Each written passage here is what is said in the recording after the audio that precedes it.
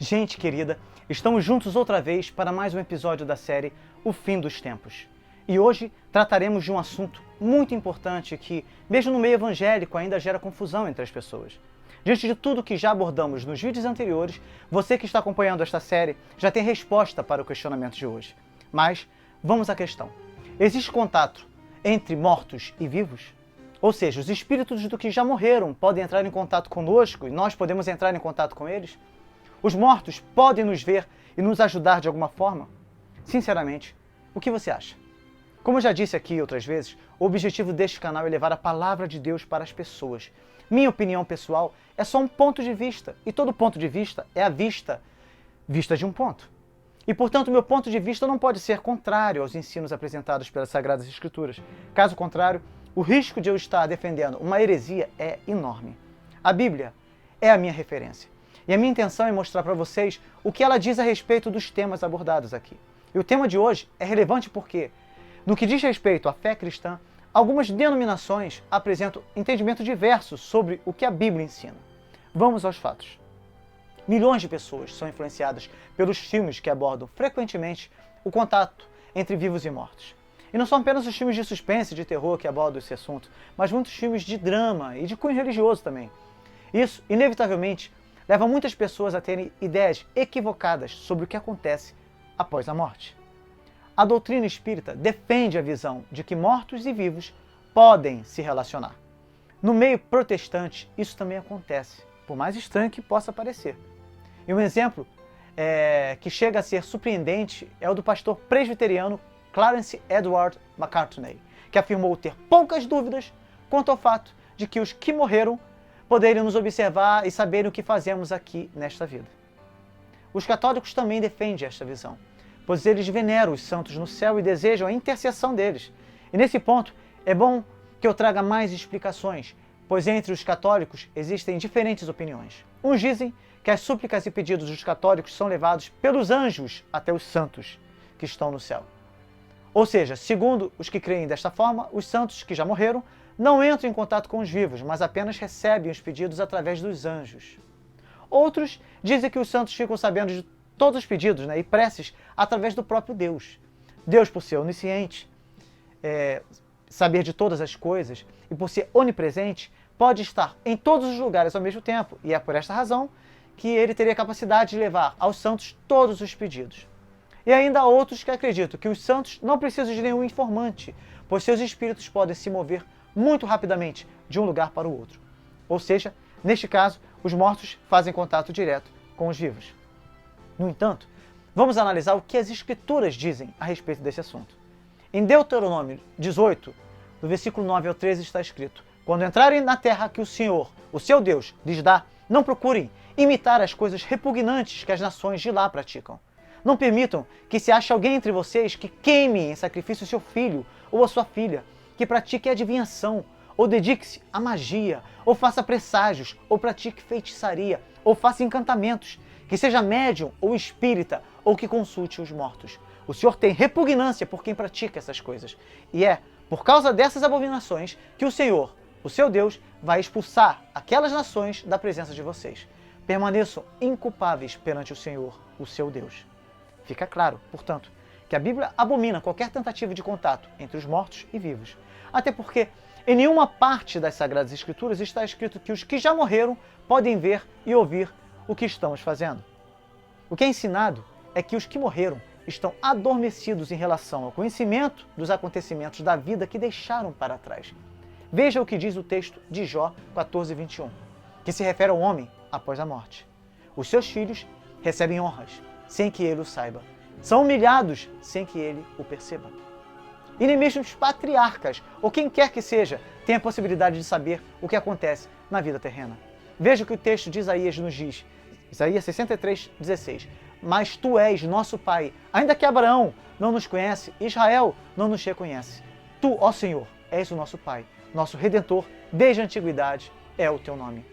E eu preciso explicar melhor esse assunto sob a perspectiva católica, pois muitos católicos dirão que as orações feitas à Virgem Maria não poderiam ser abomináveis, já que depois de completar seu curso de vida sobre a terra, a Mãe de Deus foi assunta à glória dos céus, em corpo e alma, e portanto ela está viva. A única coisa que eu posso afirmar é que para nós protestantes, nossas doutrinas são extraídas inteiramente das Sagradas Escrituras. A nossa tradição nunca terá o peso das verdades bíblicas. Nós não cremos em nenhuma doutrina que não seja extraída da Bíblia Sagrada. E aquilo que a Bíblia não afirma, nós também não podemos afirmar. E não há nada na Bíblia que sequer sugira remotamente a ideia de que Maria foi assunta corporalmente ao céu. O Papa Pio XII, em 1º de novembro de 1950, promulgou uma Constituição Apostólica intitulada Magnificentus Deus. E o assunto de se Maria morreu uma morte natural é deixado sem resposta. Desta forma, alguns dizem que ela morreu, outros que não. Mas de qualquer forma, todos afirmam que ela foi corporalmente assunta ao céu ao final de sua vida terrena. E falando sobre a doutrina da assunção corporal, o apologista católico Karl Keating escreveu: ainda, os fundamentalistas perguntam onde está a prova das Escrituras?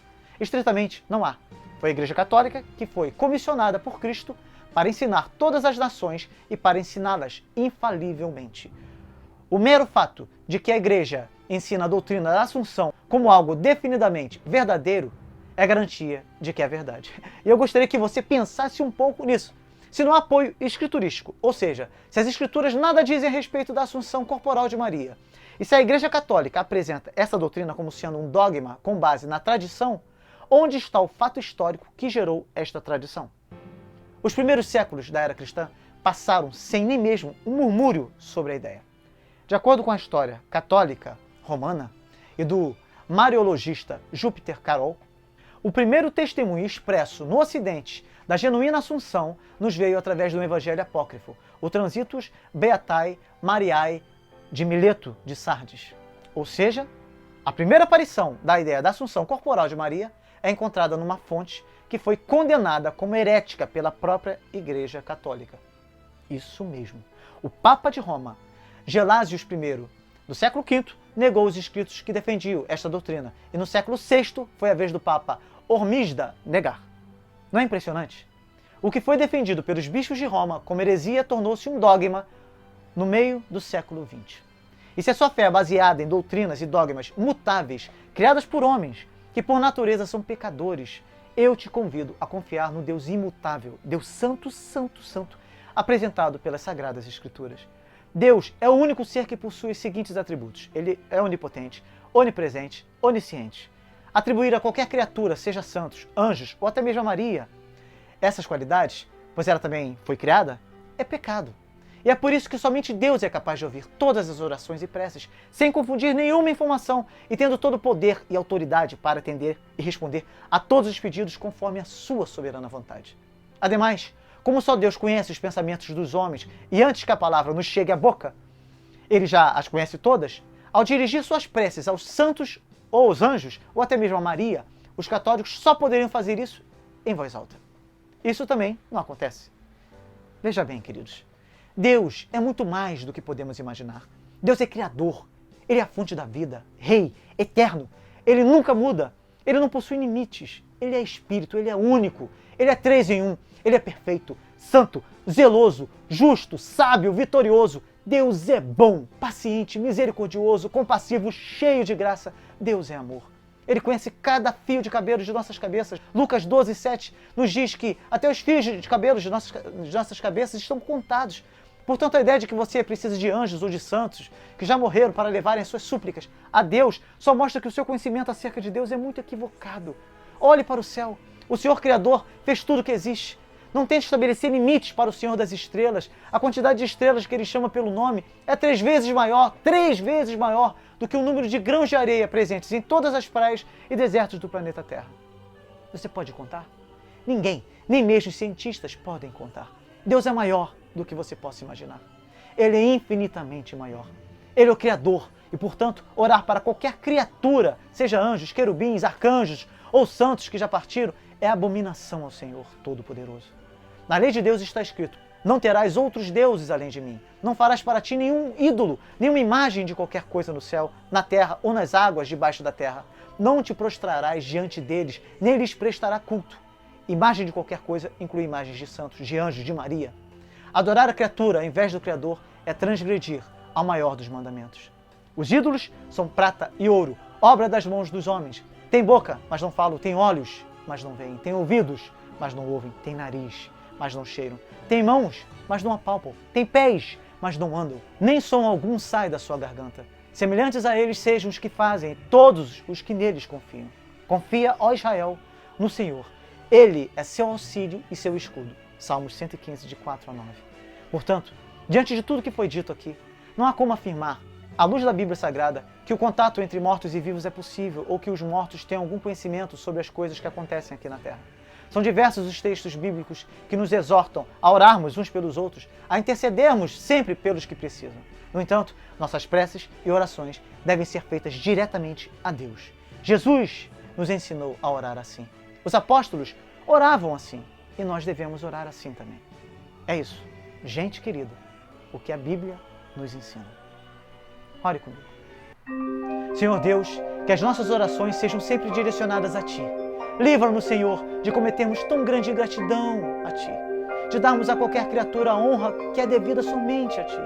Senhor, livra-nos de todo engano, que as Sagradas Escrituras sejam o solo fértil pelo qual os nossos pés possam pisar em toda a nossa caminhada contigo. Que a Tua Palavra seja a luz para os nossos caminhos e a lâmpada para os nossos pés. A Ti seja sempre o nosso louvor, a nossa adoração, a nossa gratidão, pois o Senhor nos amou e nos deu vida nova em Cristo, para que possamos viver contemplando a Tua beleza para sempre. Que seja assim, ó Deus, em nome de Jesus. Amém.